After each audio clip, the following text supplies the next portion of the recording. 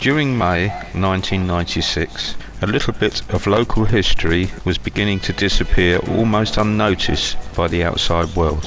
In a beautiful part of East Sussex, between Robertsbridge, Netherfield and Battle, set in a natural bowl amongst ancient Sussex mixed woodlands, is the British gypsum plant, with great sweeping private approach roads bordered by rhododendron bushes, and where several different species of plant and animal life have totally accepted the industrial sprawl of the plasterboard complex.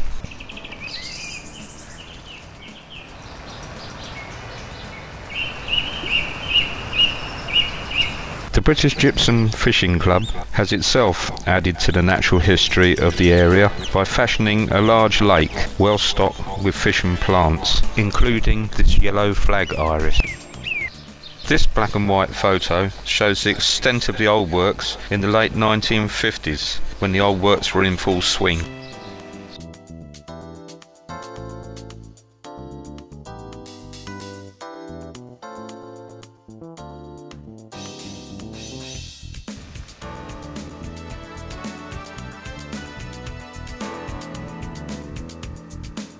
And this colour video shows the same view over 40 years later, the different working areas now removed or unused.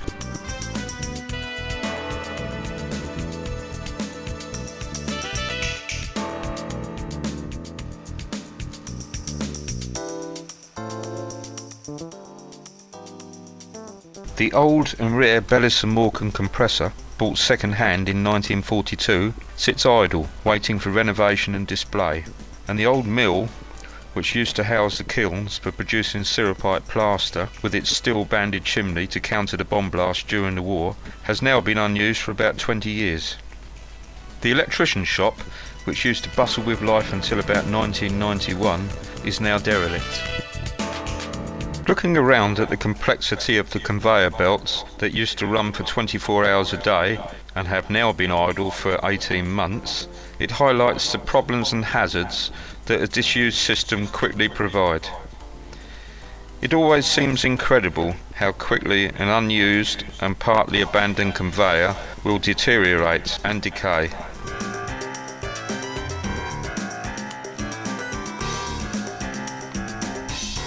The rock separation plant, or heavy media plant, has always been the heart of the unit. In use 24 hours a day, 6 days a week, the rock was passed through the revolving drum. The separated gypsum was then sent to the factory and the rejects to the stockpile. This revolving densifier collected the fine steel media using magnetism and recycled it to balance the specific gravity at the correct density to keep the separation exact. Keeping the gravity steady at 2.46 meant that the gypsum would float and the rest of the reject rock would sink to be collected by lifting plates inside the slowly revolving drum.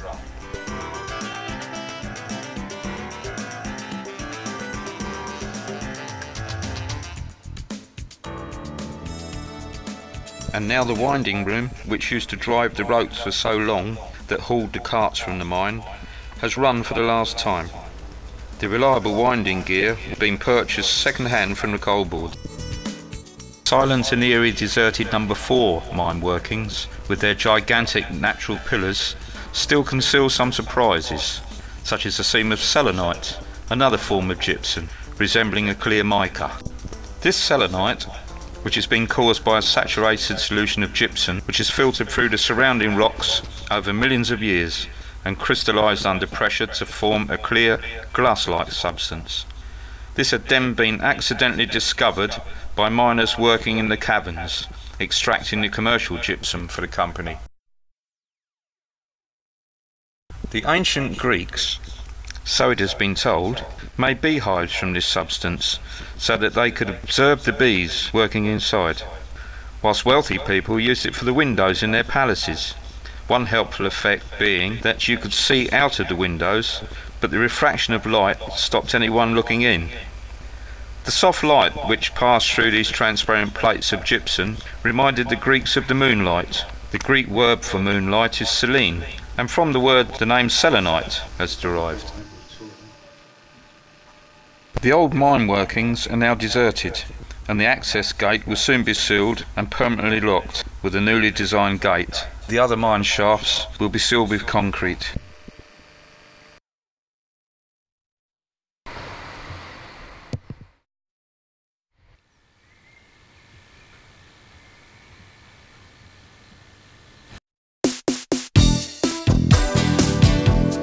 In 1963, the rock was transported to Mountfield using a 5-kilometre overland aerial roadway with 150 miners working on a day shift, shifting 170 tonnes of natural gypsum per hour. In 1989, the bore plant was extended and the roadway was replaced by an overland conveyor at a cost of £8 million. This was capable of carrying 360 tonnes per hour.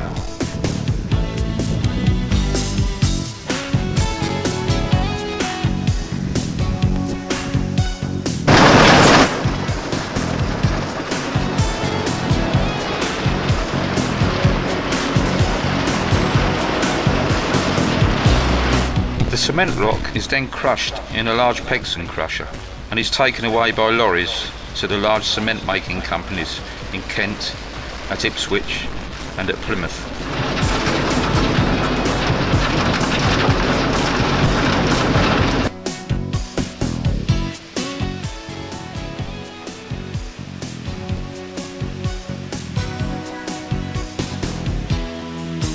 Each one of these large round hoppers holds the equivalent of 250 tonnes of crushed cement rock, or to give them their proper name, cement beans.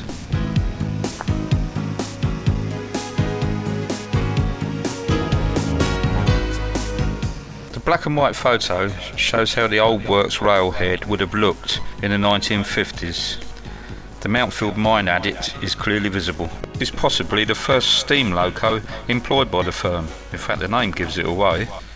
And it's an adapted steam engine made in 1906.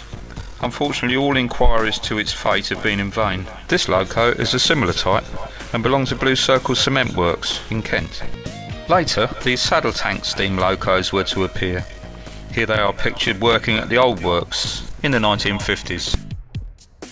Looking after steam locos was very labour intensive. Steam was replaced in the 1960s with a pair of Rolls-Royce powered diesels.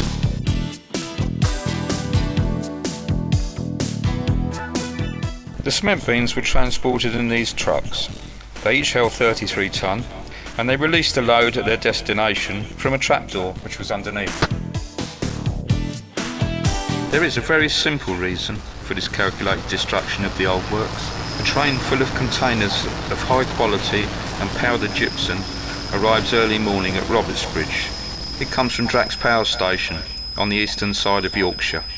The train is around 1/4 of a mile long and has to negotiate the steep and winding gradient into the Robertsbridge works. The Class 68 locomotive pulling the train is one of the largest on the commercial circuit. It weighs in at about 129 tonnes. It's powered by an engine developing 3,100 horsepower and is equipped with a computerised brain. Each train of around 46 containers will deliver nearly 900 tonnes of powdered gypsum and will be unloaded and reloaded with empties in about 5 hours. The Drax Power Station 6 massive generators provide 4,000 megawatts. This is twice as many as any other in the UK. It meets the needs of 7 million homes and uses 9.3 million tonnes of coal each year. And it also produces 20.8 million tonnes of carbon dioxide.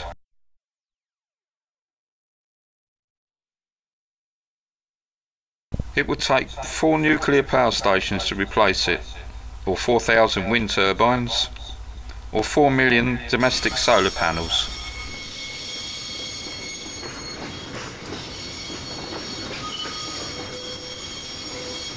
During the past decade, there has been an increasing awareness of the need to decrease and control the amount of sulphur dioxide emissions from fossil fuel burning power stations.